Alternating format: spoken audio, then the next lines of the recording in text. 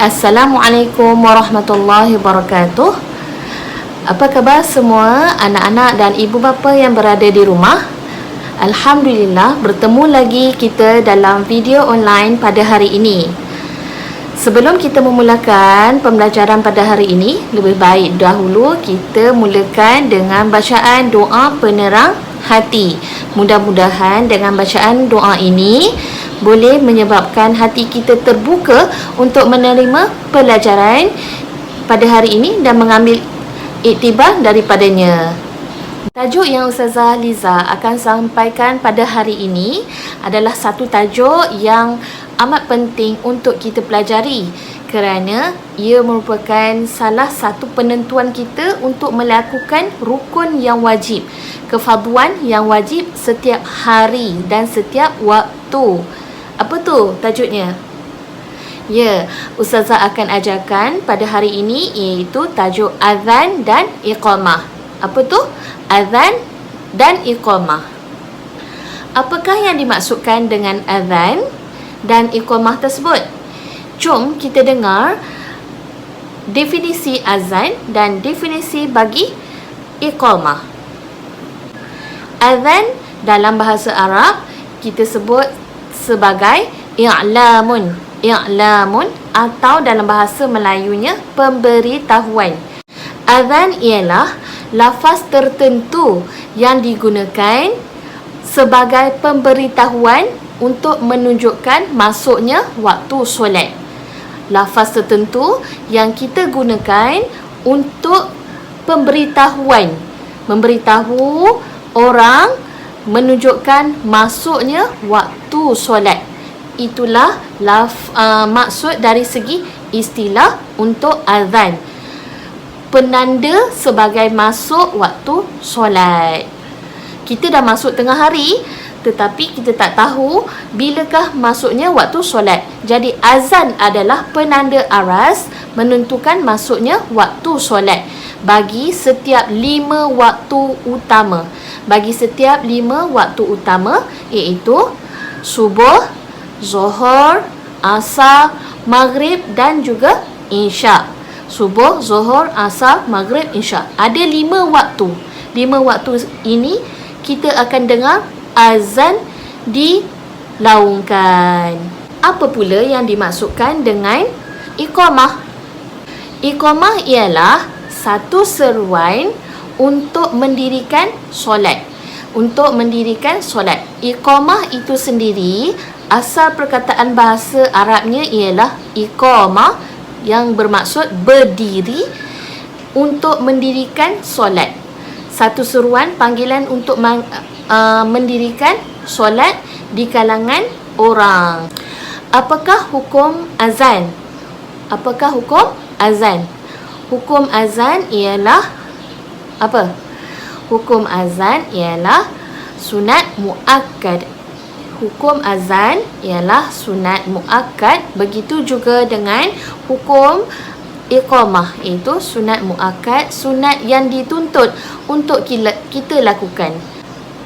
Dalam satu pendapat lain mengatakan azan hukumnya fardu kifayah. Tetapi yang kita pegang ialah sunat muakkad, sunat yang dituntut untuk kita lakukan sebagai penanda masuknya waktu solat. Apakah lafaz-lafaz azan? Jom kita dengarkan azan ini. أهل مكة يستخدمون الله أكبر الله أكبر حتى يرققون الراء في الأذان. كمل يرحم والديك. أشهد أن لا إله إلا الله أشهد أن لا إله إلا الله.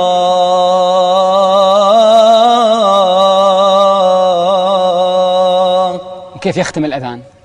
آخر شيء يقول الله أكبر الله أكبر لا إله إلا الله. هذا الحجاز. أي نعم. المدينة في نغمة الحجاز. المدينة الغالب اللي نسمعه وأنا سمعت أكثر من يعني مؤذنين المدينة في البيات، نغمة البيات. مقام البيات. نعم، مقام البيات. يبدأون هكذا دائما: الله أكبر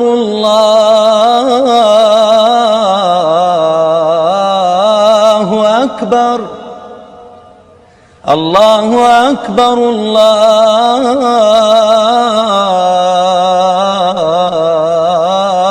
الله أكبر أشهد أن لا إله إلا الله، وهكذا إلى أن يختم. Kita belajar pula mengenai syarat-syarat sah untuk melaungkan azan. Syarat-syarat sah untuk melaungkan azan. Yang pertama, seseorang yang hendak melaungkan azan itu hendaklah seorang yang Islam. Seorang yang Islam, maka tidak wajib bagi yang kafir. Syarat sah azan yang kedua ialah mestilah lelaki. Mestilah lelaki, bukannya perempuan. Kenapa lelaki? Kerana lelaki mempunyai suara yang keras dan nyaring, kuat. Sebab itu kena lelaki yang laungkan azan. Manakala suara perempuan macam suara Ustazah ni terlalu lembut. Nampak kasar tetapi lembut dan berbeza pendengarannya bagi kaum-kaum di luar sana. Kemudian syarat sah yang ketiga ialah mumayyiz. Mumayyiz. Apa yang dimaksudkan dengan mumayyiz? Mumayyiz ialah orang yang boleh membezakan antara perkara baik dan perkara buruk. Boleh membuat perbezaan antara perkara yang baik dan perkara yang buruk dan tahu cara-cara untuk melafazkan azan dengan betul. Kenapa boleh guna mumayyiz? Kerana ada kanak-kanak yang berusia, kanak-kanak lelaki yang berusia 10 tahun, 11 tahun dan 12 tahun mampu untuk melafazkan, melaungkan azan dengan lebih baik. Jadi boleh gunakan kanak-kanak juga untuk azan asalkan mereka ini mumayyiz. Bagaimana dengan baligh pula? Ya, kalau mumayyiz dah boleh untuk lakukan solat, bererti golongan baligh lebih-lebih lagi. Syarat sah yang keempat, syarat sah melaungkan azan yang keempat ialah tertib. Tertib iaitu mengikut susunan. Susunan lafaz yang mana dahulu didahulukan, yang mana akhir dilewatkan. Begitu. Kerana lafaz azan takkanlah kita nak sebut hayya alal falah dahulu, baharu hayya alal salah, atau asyhadu an la ilaha illallah dahulu sebelum Allahu Akbar, Allahu Akbar. Nanti lintang pukang bunyi azan tersebut. Lafaz azan ini haruslah dibacakan, dilaungkan dengan mengikut tertib susunannya yang betul. Ada 7 baris lafaz dalam azan. Jadi ketujuh-tujuh baris tu mesti mengikut step. Mesti mengikut step. Allahu Akbar, Allahu Akbar yang pertama. Dan last kali diakhiri dengan La ilaha illallah. Tak boleh nombor 7 ke nombor 1, nombor 1 ke nombor 2. Macam itu. Syarat-syarat sah azan yang kelima ialah apa? Syarat-syarat sah azan yang kelima ialah mestilah berturut-turut. Lafaz yang dilaungkan untuk azan tersebut mestilah berturut-turut dan bukannya terhenti seketika. Contohnya, bila laungkan lafaz, tengah-tengah sebut asyhadu an la ilaha illallah, dia tak terbaulah ayam KFC. Jadi teringat dulu perkataan ayam KFC, terus pergi makan dahulu ayam KFC, kemudian baru datang untuk sambung semula asyhadu anna Muhammadar Rasulullah. Jadi itu tak berturut-turut, salah, maka tak sahlah azan tersebut. Caranya kena berturut-turut dan bukan kita hentikan sementara untuk nak menjawab panggilan ke. Contoh tengah-tengah azan tiba-tiba ada orang panggil. Panggil. Tok Bilal, Tok Bilal. Maka kita pun berhenti. Pergi jawab pula, ya. Macam itu. Jadi, tak sah azan tersebut. Perlu diulangi semula. Syarat sah azan yang ke-6. Apa dia? Syarat sah azan yang ke-6 ialah azan tersebut hendaklah dilafazkan dalam bahasa Arab. Lafaz azan hendaklah dilafazkan dalam bahasa Arab dan bukannya bahasa Turki, bukannya bahasa Malaysia, bukannya bahasa Inggeris dan sebagainya. Kerana apa? Kerana lafaz azan ini adalah lafaz yang mutawatir daripada zaman Rasulullah SAW dahulu. Jadi kena lafazkannya dalam bahasa Arab. Dan yang terakhir, syarat sah azan yang terakhir ialah mesti masuknya waktu solat. Mesti masuknya waktu solat. Sebab sekiranya haram dilaungkan azan di luar waktu solat. Pernah kan dahulu terjadi sebuah kisah azan dilaungkan beberapa minit terlebih awal. Jadi tidak sah azan tersebut. Baik, kita teruskan lagi dengan perkara-perkara yang sunat dilakukan ketika azan. Perkara yang sunat dilakukan ketika azan. Apa yang pertama? Yang pertama ialah menghadap kiblat. Menghadap kiblat. Seseorang yang hendak melakukan azan hendaklah menghadap kiblat sebagai untuk memuliakan azan itu sendiri. Perlu menghadap kiblat. Yang kedua, itu suci daripada hadas besar dan juga hadas kecil. Kerana kita hendak memuliakan lafaz azan, hendak sebut nama Allah, hendak sebut nama kekasih kita, hendak menyeru mendirikan solat. Jadi hendaklah kita bersuci daripada hadas kecil dan hadas besar. Itu lebih baik. Janganlah pula kita tanpa wuduk kita azan. Sah ke tidak? Wuduk berazan tanpa wuduk sah, tetapi adalah lebih baik dan sunat bagi kita untuk laungkan azan dalam keadaan kita bersih dan suci. Hendaklah muazzin, orang yang melaungkan azan itu hendaklah melaungkan azannya dalam keadaan berdiri. Kerana apa?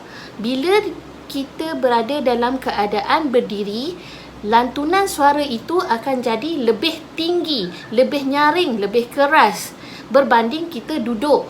Jadi perut kita macam berlipat sedikit, jadi susah untuk kita lantunkan suara kita dengan lebih tinggi. Sekiranya kita laungkan azan tersebut dalam keadaan duduk, suara atau suara perut kita tak akan terkeluar. Sebab suara untuk lantunan suara ada yang datang daripada tekak, ada yang datang daripada dada, ada datang daripada perut, dan yang terbaik adalah daripada perut. Jadi untuk laungkan azan perlukan nota muzik yang tinggi. Orang kata high note. Untuk capai high note baru pitching tak lari. Kita ada nafas yang mencukupi berbanding ketika duduk. Sekiranya duduk dalam keadaan ada bahagian lipatan tertentu, jadi suara dan nafas kita tidak akan terkeluar sepenuhnya. Malah mungkin akan jadi tersekat-sekat atau ton suara kita tu habis nafas kita. Perkara sunat keempat ialah memalingkan muka ke kanan. Ke kanan. Sewaktu bila? Sewaktu melafazkan hayya 'alas solah. Hayya 'alas solah. Macam tu. Kita palingkan ke kanan. Perkara sunat yang seterusnya ialah hayya 'alal falah, kita palingkan ke kiri. Hayya 'alal falah, ke kiri. Sunat bagi muazzin juga sekiranya melakukan tarjih ataupun pengulangan secara perlahan dahulu sebelum melantunkan suara yang lebih tinggi dan kedengaran di pembesar suara ataupun mikrofon kita, kita sebut perlahan-lahan dahulu. Contohnya seperti kita hendak menyebut lafaz hayya 'alas solah, kita sebut dulu hayya 'alas solah. Baru kita perlahan tinggikan suara hayya 'alas solah. Tu sebut. Fahamkan yang tu? Sebut dahulu secara perlahan dan tak kedengaran di pembesar suara ataupun mikrofon. Kemudian baru bila dah habis tu, baru kita tinggikan, lantunkan suara kita sepenuhnya. Perkara sunat yang ketujuh ialah tathwib. Tathwib yang ada pada azan subuh sahaja, iaitu as-salatu khairum minan naum. As-salatu khairum minan naum, yang menyeru untuk orang ramai bangun daripada pembaringannya yang selesa tu. Menjadi sunat juga sekiranya tukang azan atau Bilal ataupun muazzin tersebut menyaringkan suara, melantangkan suaranya supaya kedengaran dengan lebih jelas.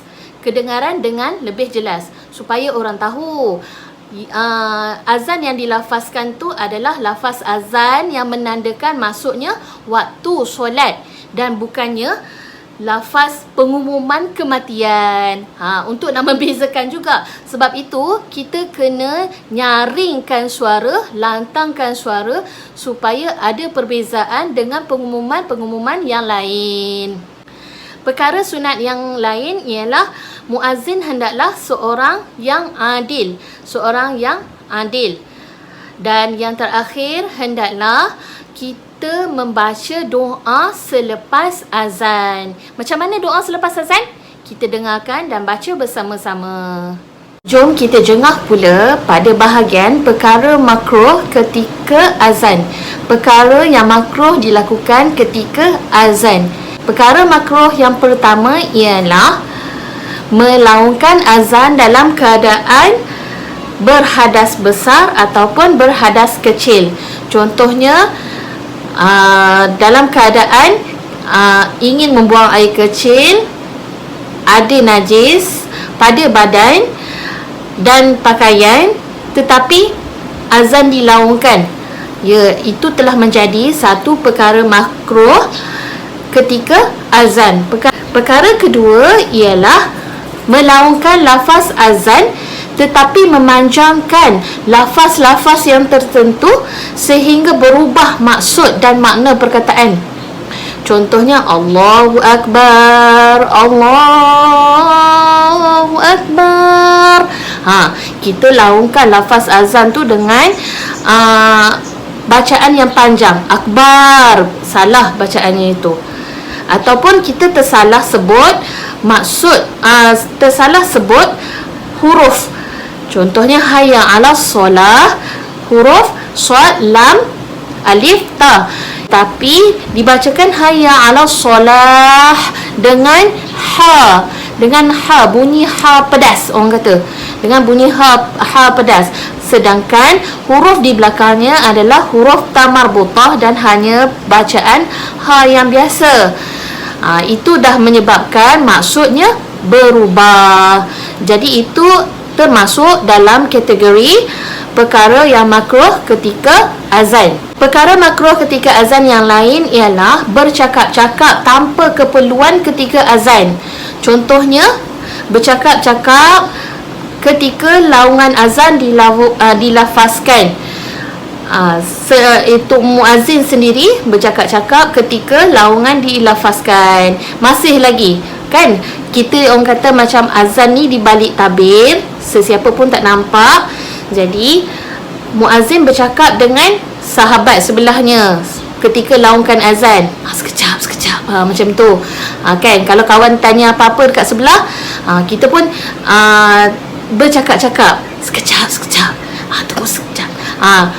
Orang yang orang ramai mungkin tidak mengetahui keadaan tersebut, tetapi perkara tersebut apabila dilakukan akan menjadi satu perkara yang makruh. Sebab lafaz azan hendaklah dilakukan secara berturut-turut. Jadi kita elakkanlah perkara yang membawa kepada perkara makruh ini. Seterusnya, apa lagi perkara makruh?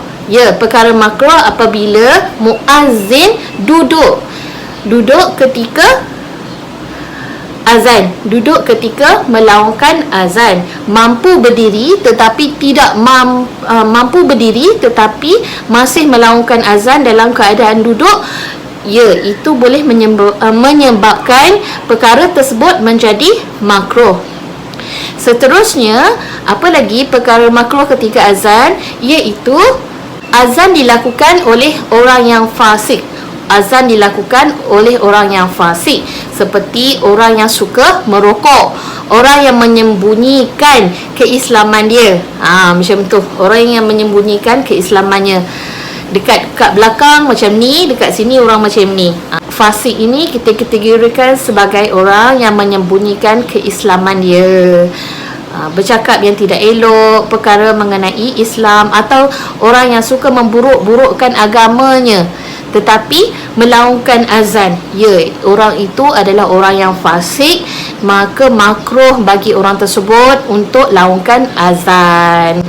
Dan seterusnya ialah kanak-kanak yang masih belum memayis lagi. Kanak-kanak masih belum memayis, yang tak tahu halal haram, yang tak tahu perkara yang baik atau yang buruk, tetapi telah melaungkan azan.